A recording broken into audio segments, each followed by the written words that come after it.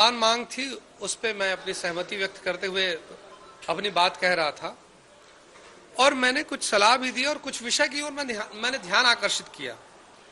मैंने एक सवाल पूछा था विधानसभा में, उसका जवाब मुझे मिला है और उसमें मुझे जो जानकारी मिली है उसके हिसाब से लगभग हर महीने 2 मजदूरों की मौत होती किसी न किसी दुर्घटना में, हर महीने। और जो घायल हैं उनकी संख्या अलग है। और आज दुर्भाग्य से जब मैं इस बात को कह रहा था सदन में, उस वक्त मेरे क्षेत्र में फिर से एक दुर्घटना हुई है। फॉर्च्यून इंडस्ट्रीज में एक ब्लास्ट हुआ है जिसमें एक मजदूर की मौत होने की खबर है और 2 लोगों के घायल होने की। इस बात से मैं बहुत व्यथित हूं।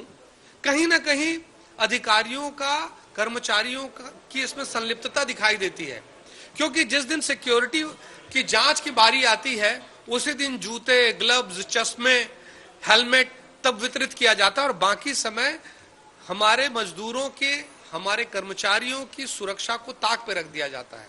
मैंने इस ओर माननीय मंत्री जी का ध्यान आकृष्ट किया है और इसके बाद भी बहुत सारी ऐसी इश्यूज हैं।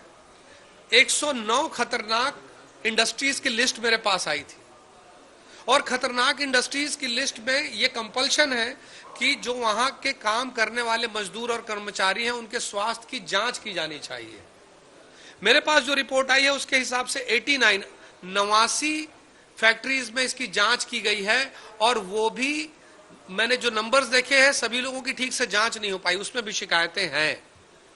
और मैं ये जानने की प्रयास कर रहा हूं कि जो इसके बाद जो 20 इंडस्ट्रीज और बचते हैं, उन इंडस्ट्रीज के ऊपर क्या कार्रवाई करती विभाग, उद्योग विभाग क्या कार्रवाई करता है या श्रम विभाग क्या कार्रवाई करता है, इसकी कोई जानकारी नहीं है।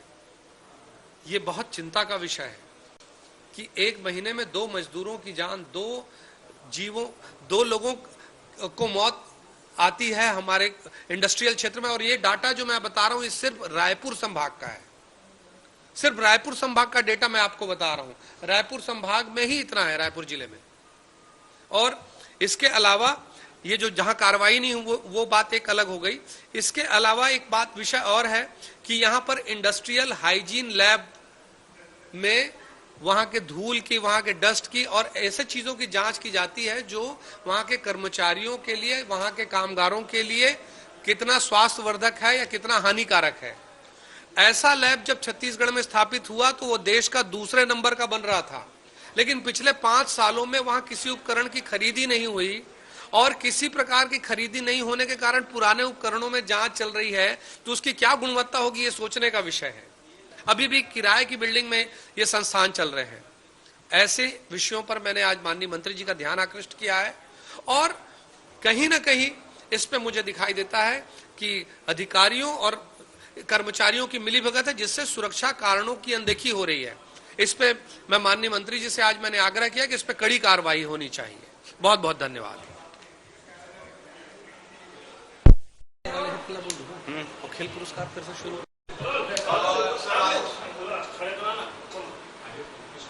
ऊपर ही में है भाई। सर, आज आपके बाबू के दामादों पर चर्चा हो रही है, किस तरीके से आपने नया क्या दिया है? देखिए, हमारे प्रदेश के मुखिया, हमारे सरकार के मुखिया मुख्यमंत्री विष्णुदेव साय जी की स्पष्ट मंशा है कि हमारे शीर्ष नेतृत्व माननीय प्रधानमंत्री जी नरेंद्र मोदी जी की गारंटी को धरातल पर 100% उतारकर जनता का विश्वास हासिल करना है। इसके लिए आज राजस्व, आपदा प्रबंधन और खेल युवा कल्याण का आज बजट प्रस्तुत हुआ, अनुदान मांगों पे चर्चा हुई।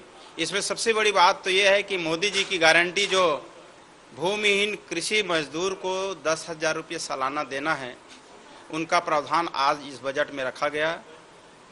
पंडित दीनदयाल उपाध्याय जी के नाम पर योजना है।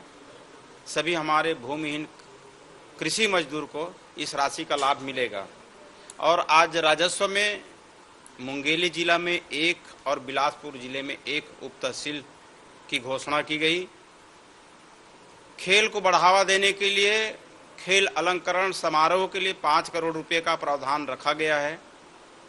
भारतीय जनता पार्टी की सरकार थी उस समय भी खेल अलंकरण का आयोजन होता था। खिलाड़ियों को प्रोत्साहित करने के लिए उनको पुरस्कृत करते थे। फिर से वो योजना प्रारंभ हो गई। अब खिलाड़ियों में एक नया जोश, नया उत्साह आएगा। और कुनकुरी है, जसपुर है, बलौदाबाजार है, यहाँ पे एक इंडोर स्टेडियम का निर्माण किया जाएगा। खेलों को बढ़ावा देने के लिए, हमारे ग्रामीण प्रतिभा को आगे ले जाने के लिए छत्तीसगढ़ क्रीड़ा प्रोत्साहन योजना शुरू की गई है, जिसमें 20 करोड़ रुपए का प्रावधान रखा गया है। हमारे युवाओं को केवल खेल कूद में नहीं बल्कि संस्कृति में, संस्कार में, योग में, सभी क्षेत्रों में आगे बढ़ाने के लिए भी इनके लिए बजट में प्रावधान रखा गया है। युवा खेल कल्याण विभाग में केवल खेल पर फोकस न करके हमने उनके बौद्धिक, नैतिक, चारित्रिक, संस्कारित सभी क्षेत्रों के विकास करने का एक समन्वय स्थापित किया है। हमारे मुख्यमंत्री माननीय विष्णुदेव साय जी के नेतृत्व में हमारा प्रदेश प्रगति करेगा, आगे बढ़ेगा, समृद्धि आएगी, शांति आएगी और हर क्षेत्रों में एक नया आयाम स्थापित करेंगे।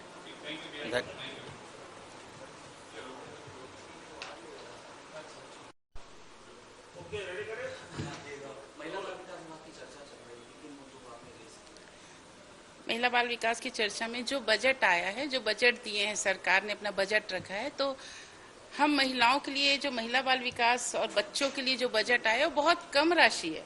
अगर उस बजट में हम विभागीय निकालते हैं तो जो आंगनबाड़ी केंद्र है उनकी स्थिति जर्जर है, वहाँ पानी की व्यवस्था नहीं है।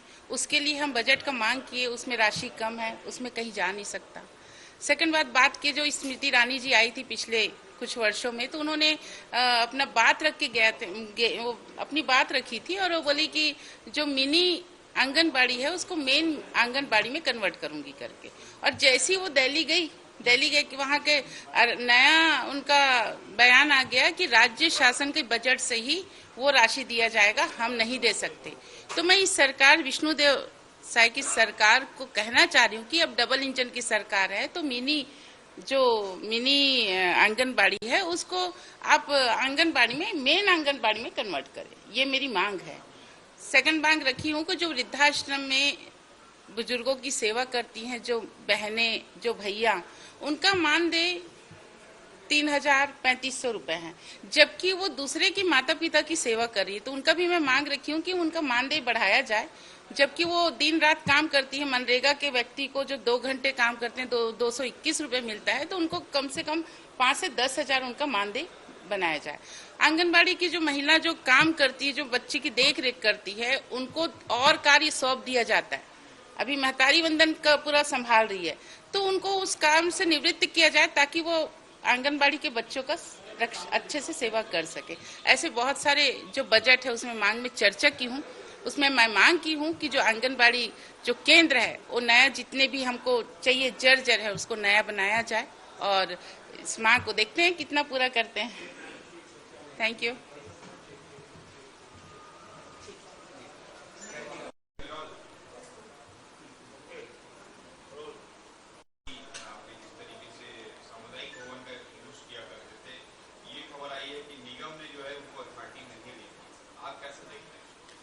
देखिए, जो पूर्व के ये मंत्री रहे हैं ढरिया जी, इनका काम ही है कब्जा करना, भवनों को जबरदस्ती अपने मंत्री पद का दुरुपयोग करने का काम ये लगातार करते आ रहे थे जब ये मंत्री थे।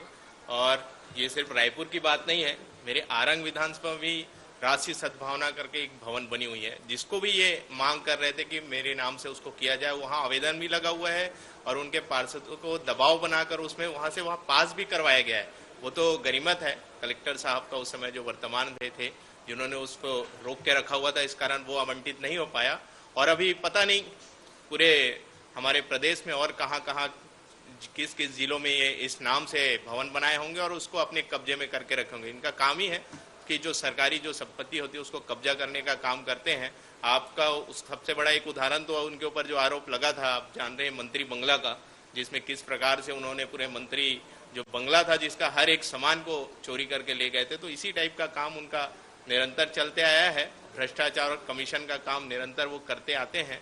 इसी टाइप के व्यक्ति ही हैं वो। आपके प्रतिद्वंदी हैं वो?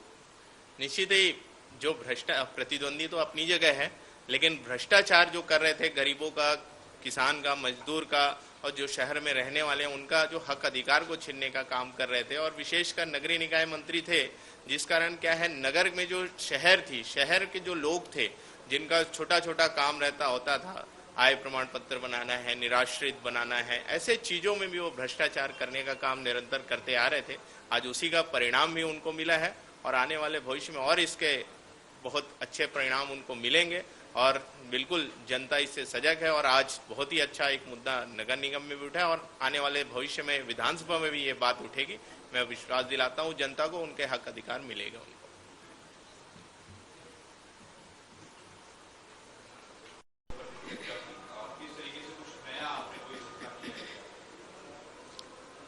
जी, सबसे पहले तो आप सभी को नमस्कार। और आज के इस अनुदान मांग में हमारी छत्तीसगढ़ की घोषणा पत्र में रही महतारी वंदन योजना हमारी सम्मानीय विष्णुदेव साय जी की सरकार में ये मेरा मंत्री होने के बाद पहला बजट है। और इसमें महतारी वंदन योजना में जो हमने घोषणा किया था, हमारा एक नारा है, मोदी है तो मुमकिन है। वैसे ही हम इस महतारी वंदन योजना मोदी जी की गारंटी में आज हमने अनुदान मांग प्रस्तुत किए हैं। उसमें हर महिला को 1000 रुपये देने की बात कही थी, विवाहित महिलाओं को तो 12,000 रुपये आंतरिक किया गया है। इसी तरह पालना केंद्र, इसमें 1500 स्थानों पर पालना केंद्र कामकाजी महिलाओं के बच्चों के देखरेख के लिए 20 करोड़ का प्रावधान रखा गया है। कुपोषण, क्योंकि हमारा छत्तीसगढ़ में कुपोषितों की संख्या पहले ज़्यादा थी, अब धीरे धीरे कम हो गई है, लेकिन उनके लिए भी 700 करोड़ का प्रावधान रखा गया है। 1000 कन्या शालाएं और महाविद्यालयों में सैनिटरी नैपकिन वेंडिंग मशीन हेतु 13 करोड़ का प्रावधान रखा गया है। शहरी क्षेत्र में 100 आंगनबाड़ी केंद्र 12 करोड़ रुपए का प्रावधान रखा गया। इस बजट में आज के मिशन शक्ति हेतु 10 करोड़ रुपए का प्रावधान रखा गया। छत्तीसगढ़ महिला कोष में स्वयं सहायता समूह तथा महिलाओं को ऋण योजना का लाभ दिलाने हेतु 25 करोड़ 20 लाख का प्रावधान रखा गया। उसी तरह अभी जगह जगह मुख्यमंत्री कन्या युवा योजना भी चल रहा है। उसमें 7600 कन्याओं का लक्ष्य रखते हुए 38 करोड़ रुपए का प्रावधान रखा गया है। प्रधानमंत्री मातृ वंदन योजना हेतु 116 करोड़ 65 लाख रुपए का प्रावधान रखा गया। इसी तरह से बहुत सारे आज के इस बजट में पेश हुए हैं। और आज हमारे छत्तीसगढ़ के यशस्वी प्रधानमंत्री मुख्यमंत्री सम्मानीय विष्णुदेव साय जी का आज जन्मदिन भी है। मैं उनको बहुत बहुत बधाई शुभकामनाएं देती हूं, क्योंकि आज वो हमारे मुख्यमंत्री जी ने माना कैंप में दिव्यांगों के लिए नई भवन के लिए 25 करोड़ भी वहां बोल के आए हैं। तो मैं सम्मानीय श्री छत्तीसगढ़ के मुख्यमंत्री सम्मानीय श्री विष्णुदेव साय जी को बहुत बहुत धन्यवाद ज्ञापित करती हूँ। और इस आज के इस बजट में जो बजट प्रस्ताव हुआ उसमें सभी का सहभागी रहा और सब अच्छे ढंग से प्रस्तावित किए। जी बहुत बहुत धन्यवाद।